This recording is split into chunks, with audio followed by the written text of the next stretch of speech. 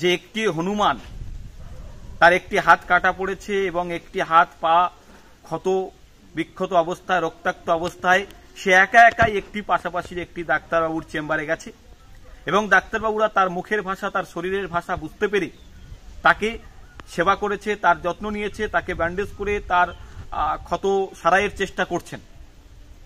এই ঘটনা আমাদের ভাবাচ্ছে যে আমরা পরিবেশ কর্মীরা, বিজ্ঞান কর্মীরা প্রতিনিয়ত যে কথা বলতে চাই, এই পরিবেশকে, এই প্রকৃতিকে সুস্থ স্বাভাবিক রাখতে গেলে, এই প্রকৃতিকে তার স্বাভাবিক ছন্দে নিয়ে যেতে গেলে পরিবেশে মানুষের পাশাপাশি সমস্ত জীবজন্তু পশু পাখিদের গুরুত্ব দিতে হবে, তাদের যত্ন করতে হবে, তাদের সেবা নিতে হবে, তাদেরকে ভালোবাসতে হবে। আসার পরে ও দেখলাম এখানে পায়ে কাটা আছে, কেটে যাওয়ার পরে ওষুধ খাওয়ালাম, খাওয়ালাম, এই ওষুধটা লাগালাম, লাগিয়ে এখন একটু সুস্থ আছে। ও আমাকে আর ছাড়ছে না।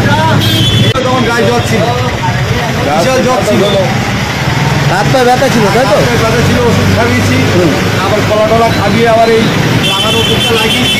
কীভাবে মনে হচ্ছে আমরা নিজেরা লড়াই করি।